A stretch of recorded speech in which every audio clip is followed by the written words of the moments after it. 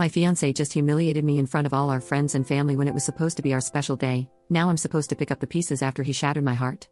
Yesterday was supposed to be one of the happiest days of my life, and it turned out to be the worst. I was getting married to the love of my life, but my fiance never showed up to the ceremony, leaving me alone at the altar. His friends and family tried to get a hold of him, but all calls went straight to voicemail. After waiting an hour for him, I told my guests that there wasn't going to be a wedding. I opened the reception hall and told them to enjoy the food and open bar.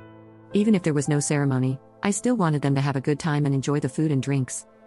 I tried to call him a couple of times, but after 3 more failed calls, I just stopped and told everyone else who was trying to get a hold of him to stop.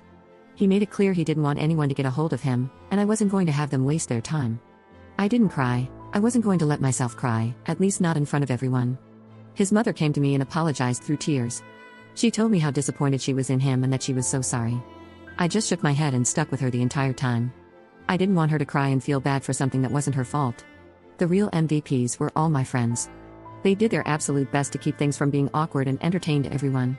They played music, danced, and one of them went as far as going back home to bring a projector and a game system for all the kids to play. I was glad that the day was somewhat saved, but I still felt horrible. My would-be brother-in-law, Ethan, kept me from getting too intoxicated when I really wanted to. He told me that it would be awkward if I did, so I did my best to keep everyone happy. After 11, I told everyone who bought gifts to take them back and get their money back. A few of them refused and had me keep the gifts they got. So now I'm back at the hotel we booked, and I'm alone. This morning, I got a couple of missed calls from my fiancé and several messages that I haven't opened yet. I'm so angry at him. He humiliated me yesterday by not showing up when he could have told me he was getting cold feet. I had my friend message him that I want to be left alone and that if he showed up to the hotel room, I was going to call my brothers to have him removed. So far, he hasn't shown up, but I am getting phone calls from his friends, probably all wanting me to speak to him.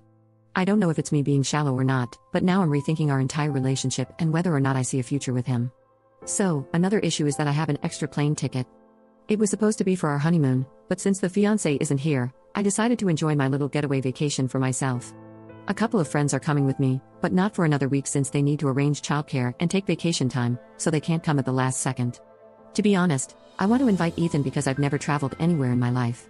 I know he's been to where I'm going, and I want him to come so he can show us the best places to visit. Ethan told me he'd go for me, but should I invite him? I asked Ethan's mom, and she was all for it, but I still don't know if it'll cause drama. Update 1. Okay, so I feel like I should explain more about Ethan. First, I'm not going to take him. Second, I've known Ethan a little longer than my ex-fiancé. Please believe me when I say he's a close friend of mine. Both of us bonded by teasing his brother, and with that, we just kind of clicked and became fast friends. I wanted to take him because I didn't know how to use my ticket at the airport. I've never traveled, and I didn't want to look dumb by trying to figure it out. Thankfully, someone explained what to do, and I'm forever grateful. I know it sounded iffy trying to take Ethan, but honestly, it was for something innocent. I see him more as a brother than anything. And finally, I read my ex-fiancé's messages. Yes, he's alive. He wasn't in any terrible accident, and the reason he never showed up was because he found out he has a kid. His childhood sweetheart came by with a kid maybe a couple of weeks ago. His best man knew and never told me because my ex didn't want him to tell me until he was 100% sure, and I guess he found out today. He apologized so many times for not showing up, but he couldn't because he felt so guilty of what? I don't know. He said a large part of him wants to make things right and take care of his son because he's always wanted a family. So screw the last 3 years, right? I don't know if that means he's going to go back to his ex because he wants to talk over the phone, but honestly, I'm done. I think it's an excuse to get back with his ex. I don't believe he's ever gotten over her, and she over him, which is why she chose now to show herself. He sent a picture of the kid to me, and I went over my ex-fiancé's mom's Facebook to see any pictures she posted of my ex-fiancé when he was a kid. They're low quality, but there is definitely a resemblance. It feels so surreal to me, like this one big joke. I feel like I'm missing more info, like there's something else going on, but I'll find out later.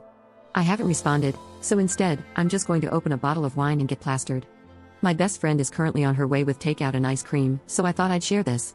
Maybe after my much-needed vacation, I'll do another update, but right now, I'm just gonna do me. Until then, screw you, Ben.